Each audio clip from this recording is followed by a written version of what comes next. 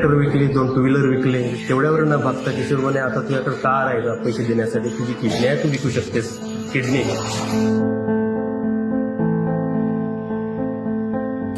ज्या राज्यातला अन्नदाता किडनी विकून कर्ज फेडत असेल त्या राज्यानं कृषी प्रधान शब्द थोडासा लाजूनच वापरला पाहिजे.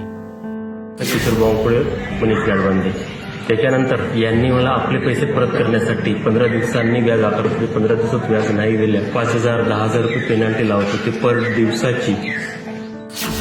1 लाखांच्या कर्जातून मुक्त व्हायला त्यानं 2 एकर जमीन विकली, स्वतःचं ट्रॅक्टर विकलं, घरातले दागिने विकले, त्याला अख्खा 7-12 गहाण ठेवावा लागला अन अखेर आपली किडनी विकून त्याला या चक्रव्यूहातून बाहेर पडावं लागलं.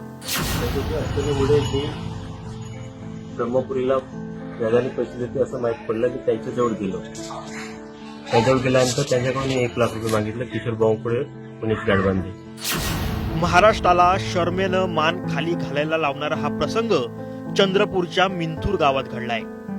किडनी विकणाऱ्या या शेतकऱ्याचं नाव रोशन कुडे असं आहे. रोशनकडे 4 एकर शेती आहे, पण शेतीनं त्याचं दिवाळ काढलं. निसर्गानं रोशन आणि रोशन सारख्या कित्येक शेतकऱ्यांना साथ दिली नाही.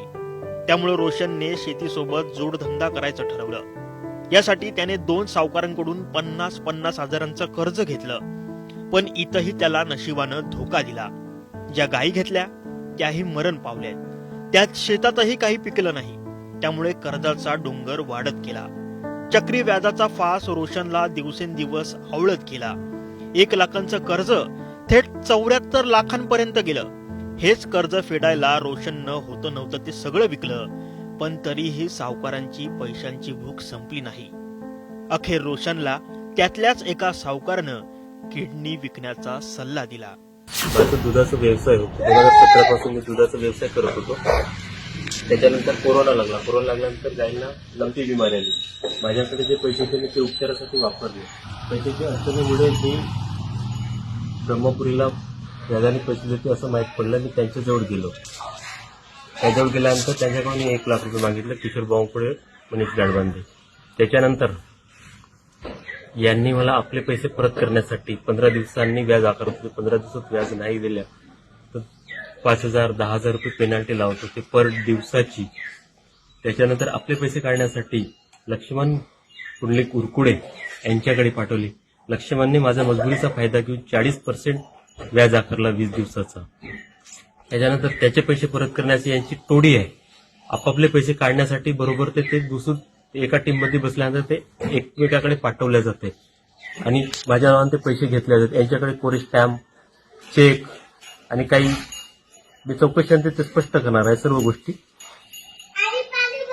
त्याच्यानंतर मी शेती विकली, ट्रॅक्टर विकली, 2 टू व्हीलर विकले, रिश्तेदाराकडले पैसे पण मागितले आहेत. सोना पण विकलाय. सोना रिश्तेदाराकडून मस्को ज्वेलरमध्ये सोना पण विकलाय. गहाण पण आहे, पुण्याला गहाण आहे. तेवढ्यावर न भागता किशोर म्हणे आता तुझ्याकडे कार आहे का पैसे देण्यासाठी, तुझी किडनी आहे, तू विकू शकतेस किडनी. लक्ष्मण माझ्या मागून सगळा लावला. किडनी त्याला पैसे दे मला. त्याच्यानंतर लक्ष्मणने आम्हाला अलोने वर्कशॉपमध्ये भेटून ठेवलं. त्याच्यानंतर माझा भाऊ रात्री 12:30 वाजता परत वरून पळून गेला, गेटवरून लावून. त्याच्यानंतर त्यांनी मला पण सोडलं. ते काही बरं वाईट करतील जीवाचं म्हणून. त्याच्यानंतर यांचे एवढं दहशत आहे ना ब्रह्मपुरीत की यांची तक्रार पण कोणी घेत नाही. तक्रार पण यांची कोणी घेत म्हणजे यांच्या विरुद्ध तक्रार करायला गेलं ना कोणी तक्रार पण घेत नाही. त्याच्यानंतर मी किडनी विकून आलो. 8 लाख रुपयाला किडनी विकली. त्याच्यानंतर यांचे पैसे देण्यासाठी परत मी वेंटिने या देशात गेलो. किडनी विकली मी. 8 लाख रुपयाला किडनी विकली.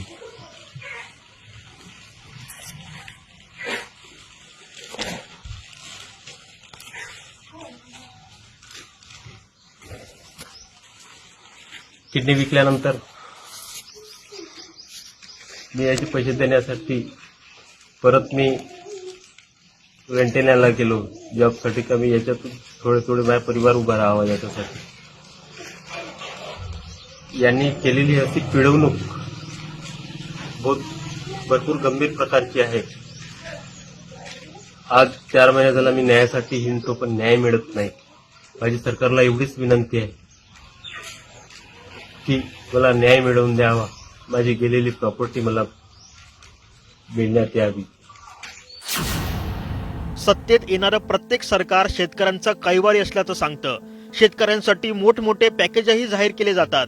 पण वास्तवात शेतकऱ्यांची काय परिस्थिती आहे हे या शेतकऱ्यानं अख्ख्या महाराष्ट्राला दाखवलंय. सरकारचं डोकं ठिकाणावर आहे का? लोकमान्यांचा हा प्रश्न पुन्हा एकदा या व्यवस्थेला विचारण्याची वेळ आली. कारण अन्न पिकवणाऱ्या बळीराजाला स्वतःच्या अवयवांची निलामी करावी लागणार असेल तर आपण भयंकराच्या दारात उभे आहोत, हेच सत्य आहे. तुम्हाला याबाबत काय वाटतं? कमेंट करून नक्की व्यक्त व्हा.